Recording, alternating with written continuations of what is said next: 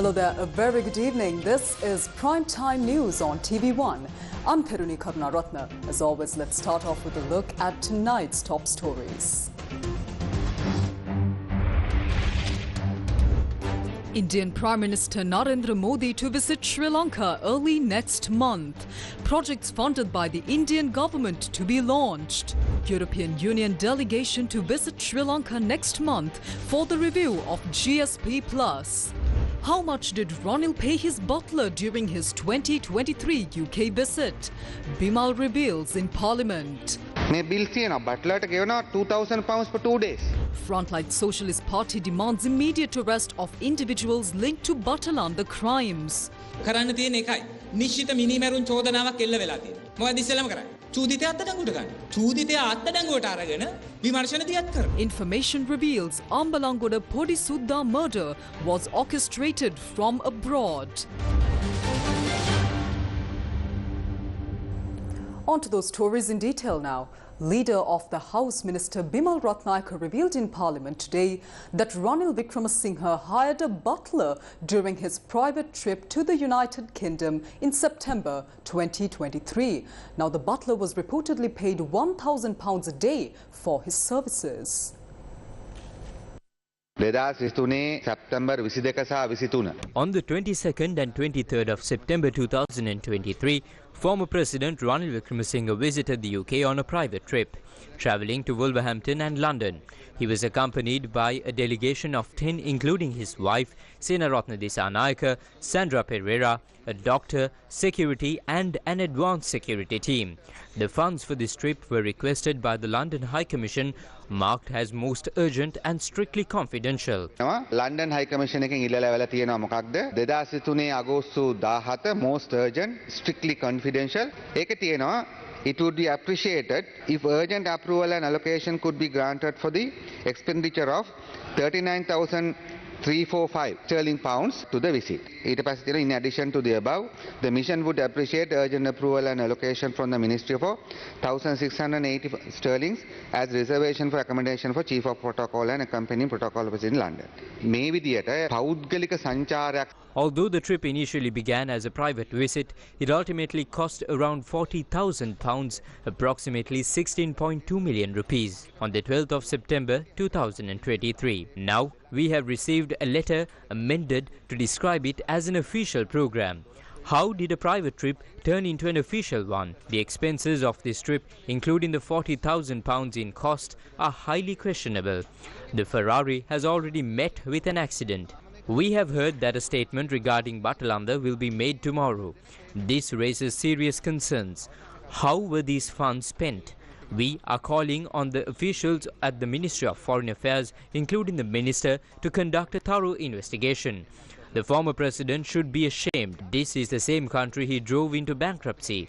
Yet, he spent taxpayer money on his private trip. £2,000 was paid for the services of his butler. We have the bills. තමන්ගේ පෞද්ගලික සංචාරයකට බට්ලර්ට ගෙවනවා for 2 days £2,000. මේ bill තියෙනවා බට්ලර්ට ගෙවනවා £2,000 for 2 days. The Frontline Socialist Party has demanded the immediate arrest of those involved in the crimes committed at the Batalanda torture chamber. Education Secretary of the Frontline Socialist Party, Pubudu Jayagoda, said that there is no statute of limitations for murder. He stressed that the main orchestrator responsible must be held accountable right now.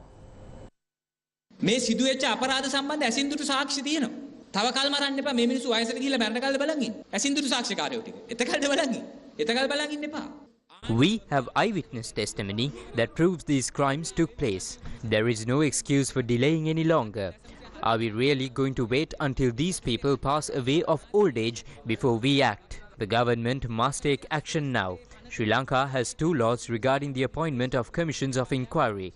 One was enacted in 1948 and the other is the Presidential Special Commissions of Inquiry Act of 1978. The 1948 Act does not grant commissions the authority to issue recommendations regarding the removal of civic rights. This power was introduced in Section 9 of the 1978 Act. However, the commission investigating the Batalanda crimes was set up by Chandrika under the 1948 Act, not under the 1978 Act, likely to protect her close associate Ranil. As a result, the Batalanda Commission does not have the authority to remove civic rights. There is no need for further discussion. A murder has been committed. There is no statute of limitations for murder or treason. An action can be taken whenever these crimes are discovered. There is no need for unnecessary committees. Only one thing must be done: arrest the suspect. The first step is to arrest the suspect and begin an investigation. Therefore, the first action should be to arrest Ranil Wickremesinghe, arrest him and launch a thorough investigation. The President can direct the Criminal Investigation Department to carry out a full investigation and arrest those responsible. Arrest Ranil Wickremesinghe and arrest Douglas Pires. Pires has also committed another crime. He has been falsely declared dead. According to all available information, he is alive, and the act of falsely declaring him dead is itself a crime. He must be arrested for that as well. Nalin Delgoda, the officer who administered the torture, should also be arrested, along with the police officers who were involved. A retired officer who worked at Batalanda has recently given an interview on YouTube revealing critical information about these crimes. These officers, who were previously bound by their active service obligations and did not testify at the Batalanda Commission, are now free to come forward and provide evidence. These retired officers are ready to testify about the crimes that took place. Our brother Indrananda Silva was taken to Batalanda to take photographs of individuals scheduled to be executed the next day. They are eyewitnesses to the crimes, including the torture and sexual abuse inflicted on young detainees by certain individuals with perverse motives. Sudat Chandrasekhara, who was Ranil's secretary, also needs to be arrested. In his resignation letter, he confessed to killing people at Batalanda on Ranil's orders, writing, "Even though you are treating me this way now, I killed people because you told me to. I killed people at Batalanda because of you." This letter, written and signed by him, is a direct confession to murder. Shouldn't someone who publicly admits to committing murder be arrested? Does this require advice from the Attorney General? We are intervening to ensure justice, not for political revenge. We are not motivated by political revenge against Ranil or anyone else. Our demand is clear. We seek transitional justice. It is not only Ranil Wickremesinghe who is involved in the Batalanda killings, but also Gotabe Rajapaksa, who is responsible for the mass graves at Matale Vishay College. Gotabe Rajapaksa was the military commander in Matale at the time, and justice must also be served in those cases. Some may ask, how can justice be served to the dead, whose remains have turned to dust? The answer is simple. The truth must be revealed. First, the entire country and the world needs to know what happened. Investigations must be conducted and the public must learn the full story. Who was killed, how they were killed, and who was responsible. The entire society needs to discuss these events. The second step is to punish those involved in these crimes. This is not revenge. It is a standard principle of transitional justice, which is recognized worldwide. This is what we are calling for. ලෝකයේ සංක්‍රාන්තික යුක්තිය සම්බන්ධ සම්මත මූලධර්ම අපි ඉල්ලන්නේ ඒක. Douglas Pires, one of the individuals who received housing in the Batalanda housing complex, has gained significant attention in the Batalanda Commission report. Who is Douglas Pires? Douglas Pires joined the police force in 1967 as a probationary police constable and was promoted to sub-inspector in 1971. He was then promoted to police inspector in 1979 and to chief police inspector in 1985, serving as the officer in charge of the Paliagoda police station. On the 20th of July 1987, Pires was promoted to assistant superintendent of police. At that time, his primary responsibility was to oversee the activities of the Kalania Anti-Subversive Operations Unit. His rapid promotions raised concerns and attracted significant attention from the Commission. Excerpt from the Batalanda Commission report. To be confirmed in the position of Assistant Superintendent of Police, one must sit for and pass the prescribed examination within 3 years. Douglas Pires sat for the relevant examination. However, he was unable to pass. End of excerpt. Douglas Pierce's promotion to Assistant Superintendent of Police was recommended by Senior Superintendent of Police Nalin Delgoda in a letter to Deputy Inspector General of Police M.R. Gunaratna. According to the Commission's report, this recommendation was made at the request of Douglas Pierce himself. Excerpt from the Batalanda Commission report. Delgoda did not explain in his letter how such a promotion could be made, despite Pierce not being confirmed in the position of Assistant Superintendent of Police. Delgoda justified his recommendation by providing a list of the work done by Pierce during the subversive rebellion. End of excerpt. The Commission paid close attention to the work Pierce had done during that period. A letter from Senior Superintendent Nalin Delgoda to the Commission stated that Pierce had taken necessary actions to prevent the advancement of the subversive movement and eliminate subversive individuals. The Commission sought clarification on the meaning of the word eliminate used in the letter. Excerpt from the Batalanda Commission report.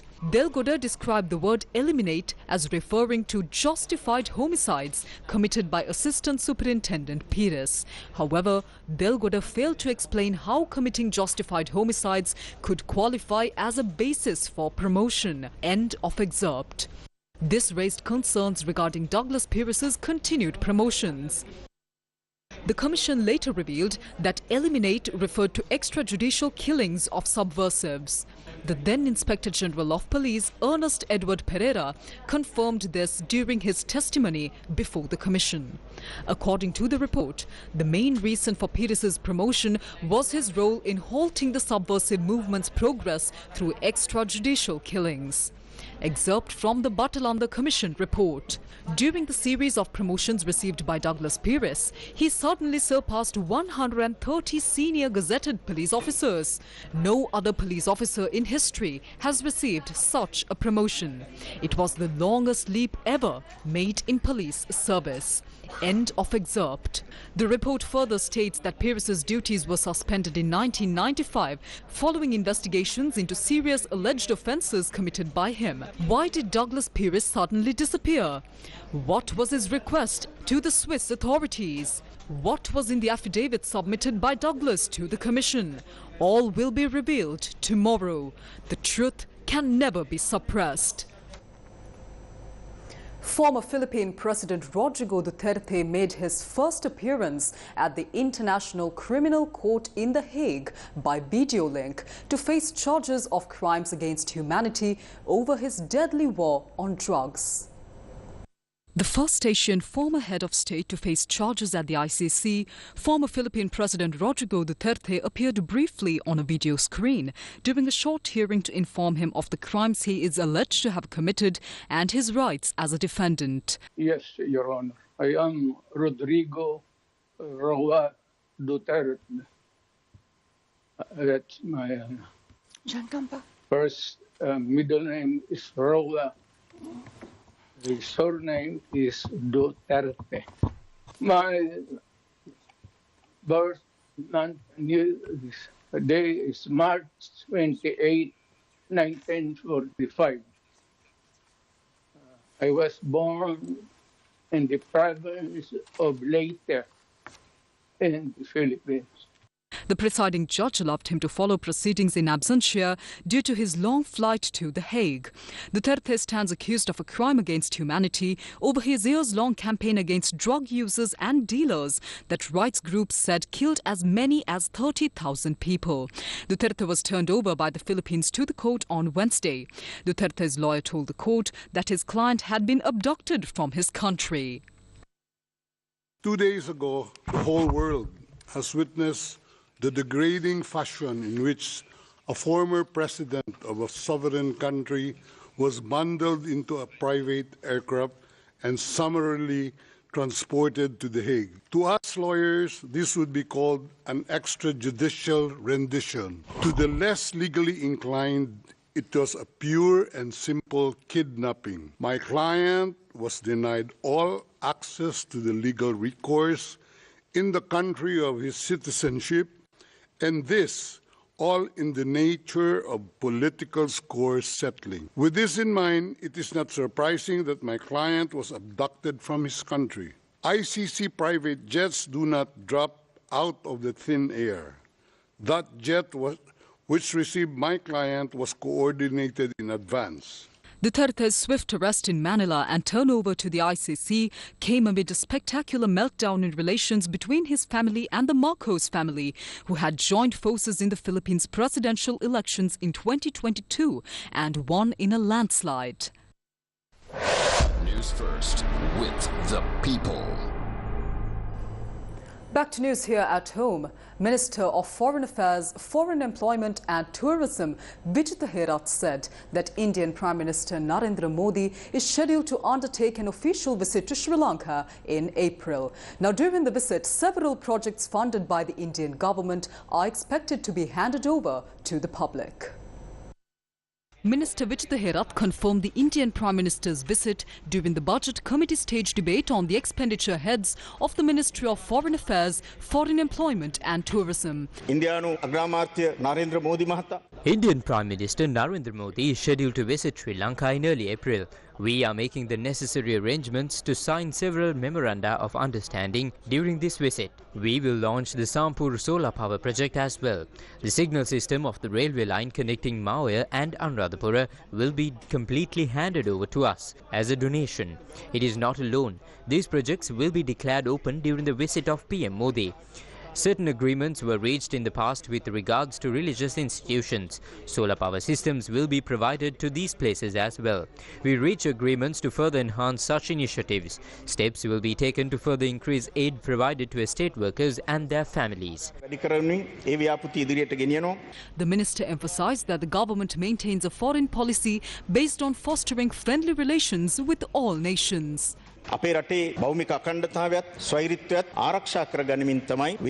Sri Lanka always ensures its territorial integrity and sovereignty when dealing with foreign nations. That is our basic policy. That is something we will never reject. No matter how bankrupt we may be or how far behind we may be compared to other nations, we will never compromise our territorial integrity and sovereignty. We maintain international relations ensuring mutual cooperation and peaceful coexistence. We are happy to announce that we are maintaining very close and healthy diplomatic ties with all these nations. We are not biased towards anyone. We have seen how certain past government followed biased foreign policies. We had to face its consequences later on as a nation. The minister also clarified matters concerning Chinese investments and projects, as well as Sri Lanka's diplomatic ties with other countries. China has intervened to provide school uniforms to our students free of charge this year. They also agreed to continue this in 2026. Funds have been allocated for the construction of a new auditorium in Port City. China also agreed to provide a grant to build 1,896 new houses in Paliagoda, Borotua and Kottawa. The construction of these houses has already commenced. China's Sinopec has agreed to invest $3.7 billion in a refinery in Hambantota. Initial steps in this regard are currently underway.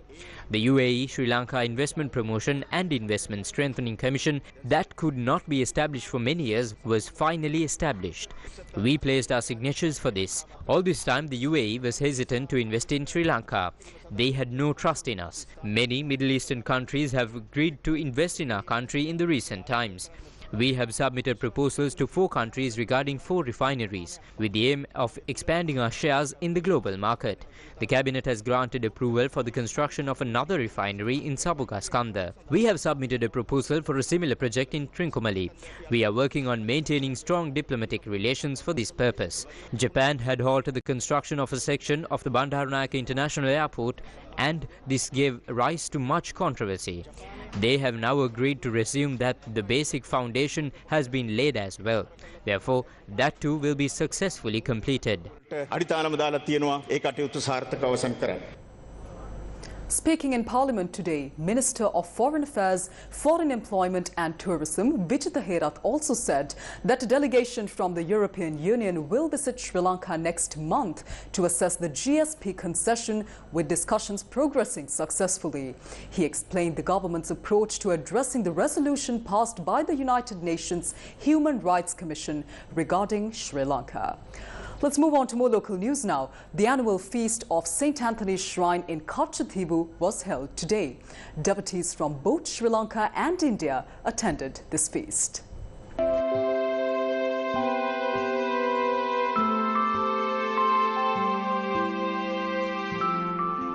The Katchathibu Island, situated near the Sri Lankan-Indian border, became part of Sri Lanka's territory in 1974 through the Indo-Sri Lankan Maritime Agreement.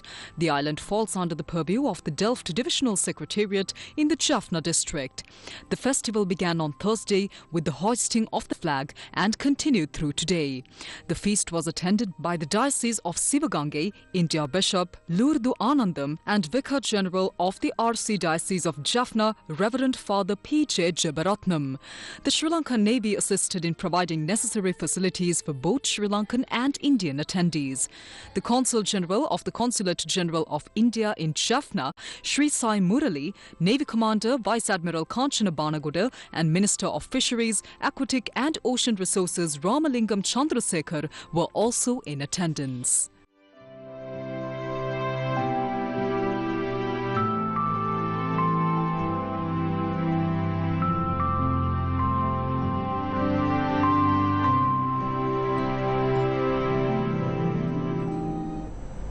A special iftar was held yesterday at Temple Trees in commemoration of the Islamic holy month of Ramadan.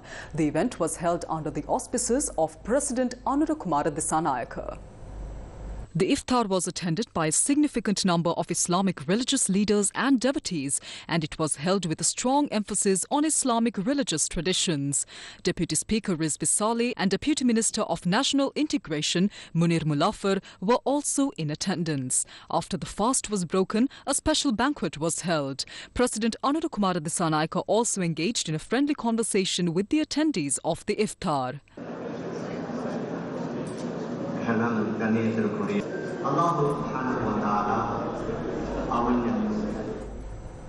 A national census of several animal groups that cause crop damage was conducted this morning for the first time across Sri Lanka.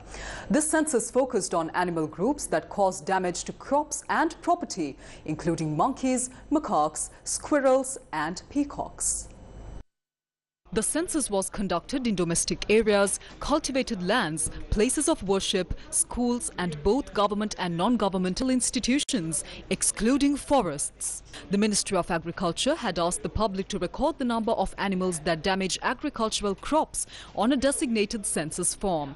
The forms were then submitted to local Gramaniladari officers, development officers, Samurdhi development officers or agricultural research production assistants. The program was successfully carried out in many parts of the country today.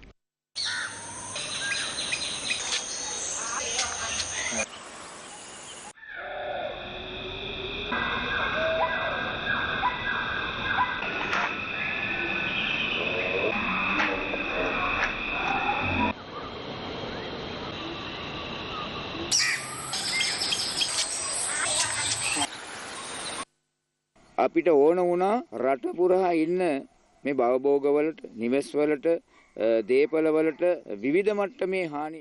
We wanted to conduct a survey on these animals that cause varying degrees of damage to crops, homes and property across the country. While we may not get 100% accuracy in this report, during discussions with experts, the idea of conducting a formal census at the time was proposed. That's how the survey was planned for 8 a.m. to 8:05 a.m. on the 15th of March. This was based on the advice of our experts and the government implemented it accordingly. පරිසර වේදීන්ගේ අදහස බවට පත් වෙන. ඒ අදහස තමයි රජය ක්‍රියාත්මක කරේ.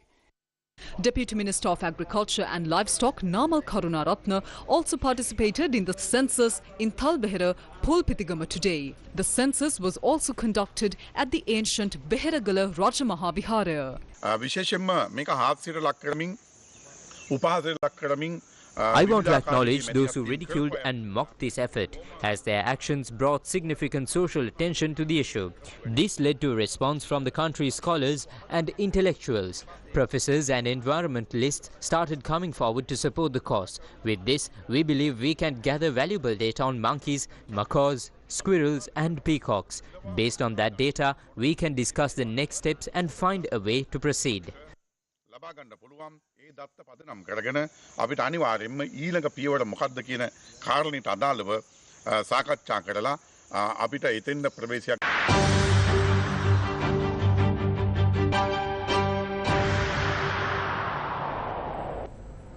Police investigations have revealed that the shooting and murder of Thirimadura Nishantha Mendes, alias Podisudha, in Idamtota, Ambalanguda, was orchestrated by an organised criminal named Saman Kulla, who is currently residing abroad.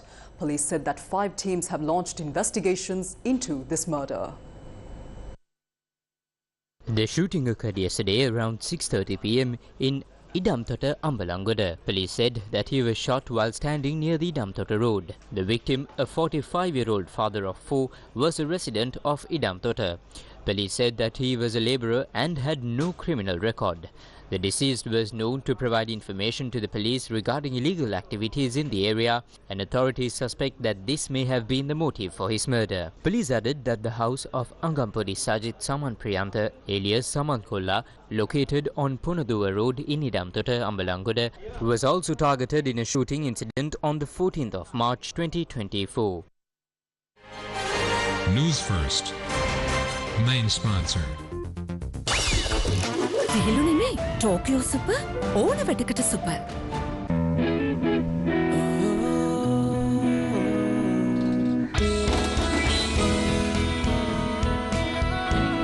Some bonds last a lifetime. Nippon Cement. Japanese ambassador to Sri Lanka, Akio Isomatha, visited the Lankaji Theravada temple in Japan, where he met with the chief Sanganayaka of Japan, Venerable Banagala Upatissa Thero. During Japanese ambassador to Sri Lanka, Akio Isomatha's visit to the Lankaji Theravada temple in Japan, he obtained blessings from the chief Sanganayaka of Japan, Venerable Banagala Upatissa Thero. Business leaders, chairman of the Japanese Business Association and others also joined the ambassador. Most recently, I have been seeing a very good trend of many Sri Lankan people coming over to Japan, because we have been opening our doors more and more to Sri Lankan people. We have very strong cultural bondage, people-to-people exchanges for so many decades. And many Japanese people know that at the time of San Francisco Peace Conference, 1951, there was a very moving speech made by His Excellency J.R. Jalwadana, citing the phrase from Dhammapada, hatred does not cease by hatred, but by love. And I made some statement about Japan-Sri Lanka relations. And even Japanese diplomats, many of them do not know this story. So I made a point to remember this part of Japan-Sri Lankan history, which is very important.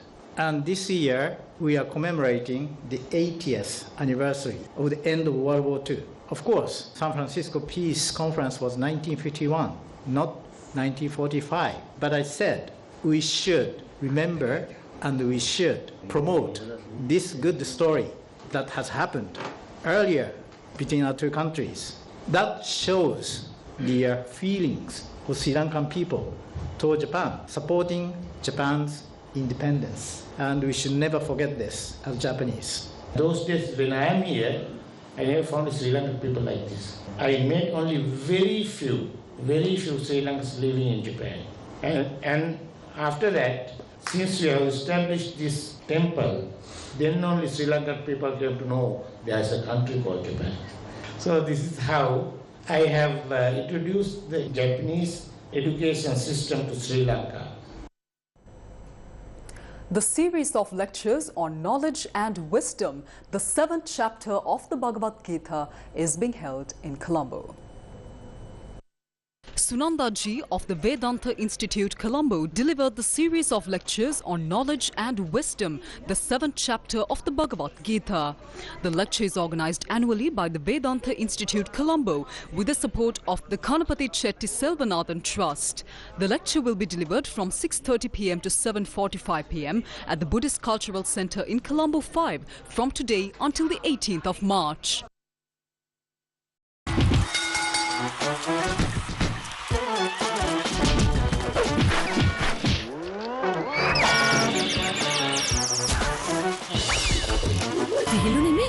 Tokyo Super ඕන වැඩකට super.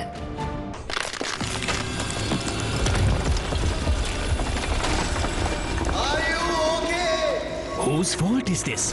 Looks like someone didn't use Tokyo Superset for bricklaying and plastering. Tokyo Superset. Do it right the first time. Welcome back. This is Primetime News. Litfest 2025, hosted by the English Literary Association of Sri Lanka Law College, was held in Colombo today. The Litfest 2025, hosted by the English Literary Association of the Sri Lanka Law College, featured exciting games, incredible performances and the thrilling finals of the photography, speech and singing competitions.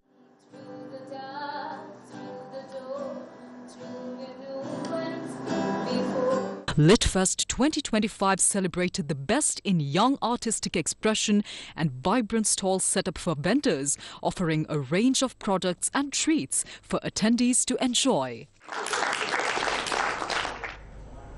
Luva International School Nugegoda hosted its annual English Day yesterday with exciting performances and vibrant displays of student talent. Luva International School Nugegoda celebrated its annual English Day yesterday, showcasing the incredible talent of its students. The event featured a variety of performances, all highlighting the students' creativity and command of the English language.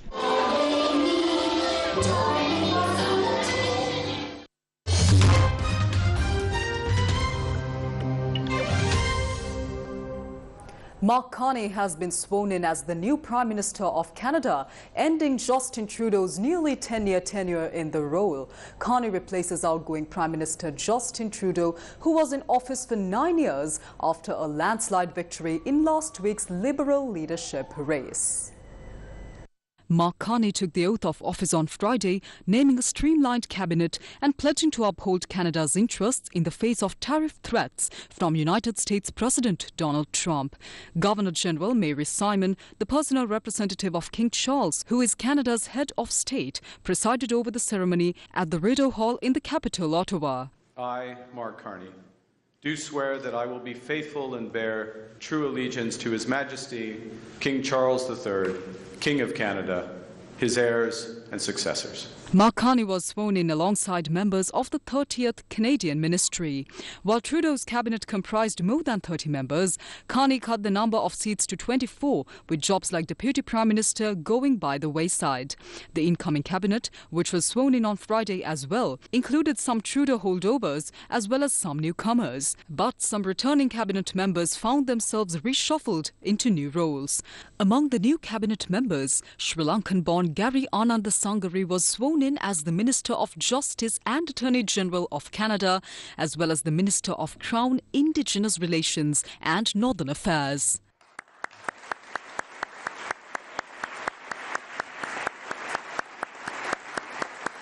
Mark Carney also moved quickly to undo former Prime Minister Justin Trudeau's unpopular consumer carbon tax, issuing a late-in-the-day order ending the pricing program, while vowing those receiving the accompanying carbon rebate will receive one final payment in April.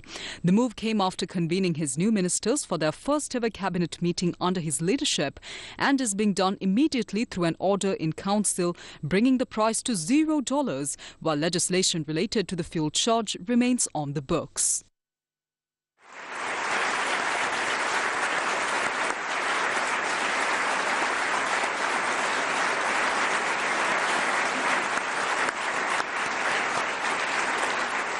In his first speech as Prime Minister, Mark Carney said his country would never, in any shape or form, be part of the United States. Are you going to be seeking assurances from Canada's allies that this country will never become America's 51st state? And when would it be an appropriate time for you to take that message to the U.S. President?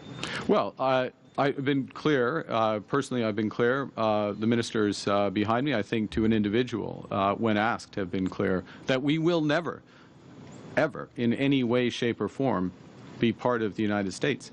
America is not Canada. When we get to the economics, and the President is a successful business person and deal maker, we're his largest client in so many industries. So the nature of Canada means we won't. The economics means we shouldn't. And what you will see from this government is focusing on building here at home, building with different partners abroad, and that will reinforce the point. It's good. We're doing it for our own reasons, to be clear, for our own people, for the high-paying jobs. But eventually, the truth will out, and the Americans will understand as well. Thank you. Meanwhile, an election is also expected to be called soon, though Carney ruled out making an announcement today.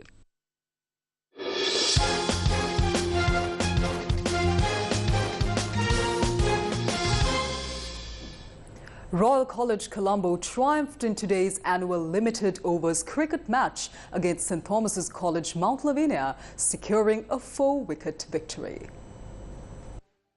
The 48th annual limited overs cricket match between St. Thomas's College, Mount Lavinia and Royal College Colombo took place today at the SSC ground in Colombo. Royal College captain Ramiro Pereira won the toss and chose to field first. St. Thomas's College began their innings with Avinash Fernando and Jaden Namaravira. Avinash Fernando scored 17 runs while Jaden Namaravira contributed 70 runs. Sadev Soisa added 32 runs to the total. Ramiro Pereira was the standout bowler for Royal College, taking 3 wickets. St. Thomas's College managed to score 220 runs before being dismissed. Royal College's reply got off to a shaky start, losing 2 quick wickets for just 5 runs, both of which were taken by Kavindu Dias. However, the innings were steadied by Vimat Dinsara, who, along with Hirun Lianarachi, rebuilt the Royal College innings. Vimat Dinsara made 30 runs, while Anush Pollonovita contributed 23 runs. Hirun Lianarachi was a star performer for Royal College, scoring a magnificent century. Kavindu Dias finished with 3 wickets. Royal College reached their target in 46.4 overs, losing 6 wickets to win the match. The man of the match was Hirun Lianarachi of Royal College Colombo. With this victory, Royal College won the prestigious Mustangs Trophy for the 24th time.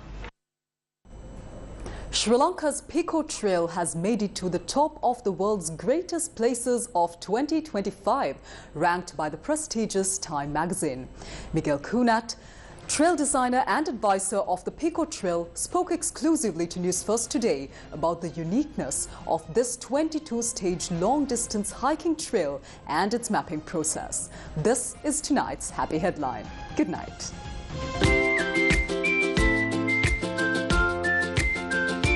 Happy Headlines. What I did is just walk on that road and then turn right, then turn left, and then see what the possibilities were, maybe down that side, maybe down that side. And I played around with a lot of iterations, always to find the path of least resistance, always to find the easiest way forward. I used my phone to track the GPS coordinates of where I was hiking. I then would usually go back home and spend the weekend going through all of the material, looking at the pictures, writing the notes about the stages, the things that I had come across, kept keeping a little bit of a diary. And as a result of that, over time, I accumulated quite a lot of material. And then, I realized that this whole thing sort of could easily more or less come together as a contiguous single trail.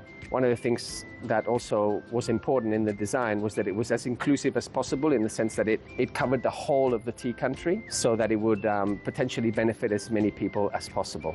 The 186-mile Pico Trail, completed last March, is named after the high-grade black tea produced on many Sri Lankan estates.